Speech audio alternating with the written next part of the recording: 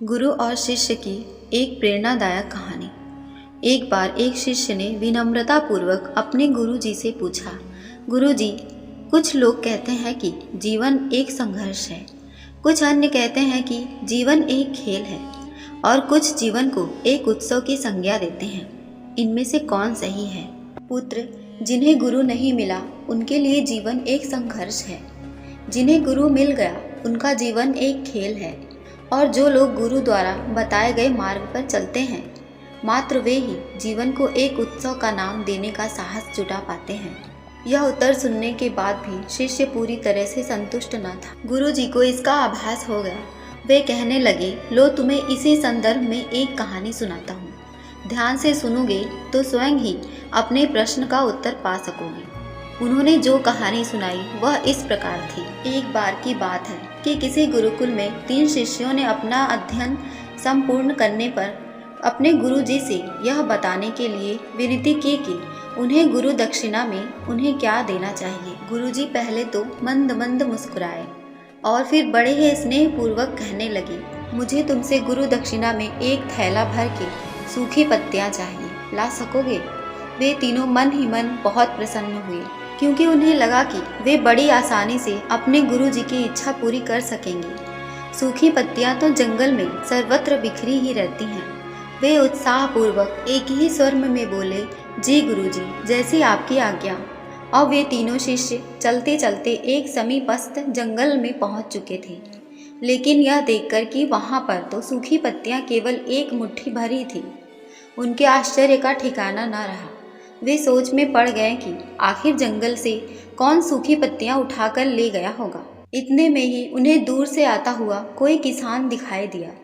वे उसके पास पहुंचकर उससे विनम्रतापूर्वक याचना करने लगे कि वह उन्हें केवल एक थैला भर सूखी पत्तियां दे दे।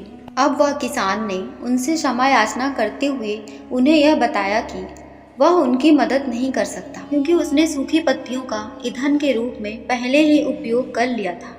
अब वे तीनों पास में ही बस एक गांव की ओर इस आशा से बढ़ने लगे थे कि हो सकता है वहां उस गांव में उनकी कोई सहायता कर सके। वहां पहुंचकर उन्होंने जब एक व्यापारी को देखा तो बड़ी उम्मीद से उससे एक थैला भर सूखी पत्तियां देने के लिए प्रार्थना करने लगे।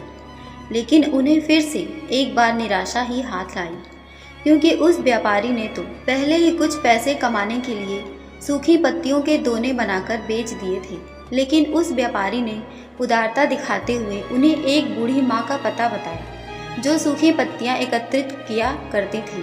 पर भाग्य ने यहाँ पर भी उनका साथ नहीं दिया, क्योंकि वह बूढ़ी माँ तो उन पत्तियों को अलग अलग करके कई प्रकार की औषधियाँ बनाया करती थी।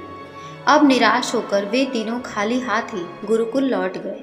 गुरु जी ने उन्हें देखते ही स्नेहपूर्वक पूछा, पुत्रों, ले आए गुरु दक्षिणा? तीनों ने सर झुका लिया। गुरुजी द्वारा दोबारा पूछे जाने पर उनमें से एक शिष्य कहने लगा, गुरुदेव, हम आपकी इच्छा पूरी नहीं कर पाए।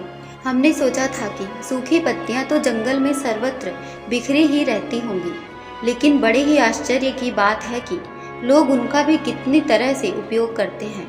गुरुजी फिर पहले की ही तरह मुस्कुराते हुए प्रेम पूर्वक बोले, निराश क्यों होते हो? प्रसन्न हो जाओ और यही ज्ञान कि सूखी पत्तियां भी व्यर्थ नहीं हुआ करती, बल्कि उनके भी अनेक उपयोग हुआ करते हैं। मुझे गुरु दक्षिणा के रूप में दे दो। तीनों शिष्य गुरु जी को प्रणाम करके खुशी खुशी अपने अपने घर की ओर चले गए। वह शिष्य जो गुरु जी की कहानी एकाग्रचित होकर सुन रहा था, अचानक बड़े उत्साह से बोला, गुरु जी, अब मुझे अच्छी तरह से ज्ञात हो गया है कि आप क्या कहना चाहते हैं। आपका संकेत वस्तुतः इसी ओर है न, कि जब सर्वत्र सुलभ सूखी पत्तियां भी निरर्थक या बेकार नहीं हैं, तो फिर हम कैसे किसी भी वस्तु या व्यक्ति को छोटा और महत्वहीन मानकर उसका तिरस्कार कर सकते हैं। चींटी से लेकर हाथी तक और सुई से लेकर तलवार तक सभी का अपना अपना महत्व होता है। गुरु जी भी तुरंत ही बोले, हाँ पुत्र, मेरे कहने का भी यही तात्पर्य है कि हम जब भी किसी से मिलें तो उसे यथा योग्य मान देने का भरसक प्रयास करें, ताकि आपस में स्नेह, सद्भावना, सहानुभूति एवं सहिष्णुता का विस्तार होता रहे और हमारा जीवन संघर्ष के बजाय उत्सव बन सके।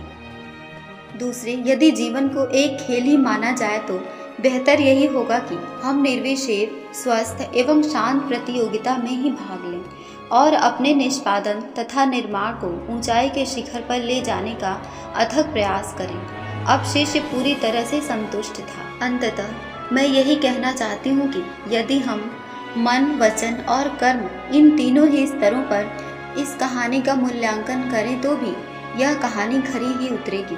सबके प्रति पूर्वाग्रह से मुक्त मन वाला व्यक्ति अपने वचनों से कभी भी किसी को आहत करने का दुस्साहस नहीं करता और उसकी यही ऊर्जा उसके पुरुषार्थ के मार्ग की समस्त बाधाओं को हर लेती है।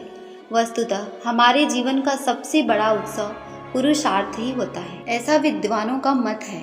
दोस्तों, गुरु और शिष्य की यह प्रेरणादायक कहानी अगर आपको पसंद आई हो तो प्लीज मेरे चैनल को सपोर्ट कीजिए और सब्सक्राइब करके बेल आइकन को प्रेस कर दीजिए ताकि मेरे द्वारा भेजी जाने वाली कोई भी कहानी या कथा आप तक पहले पहुंचे।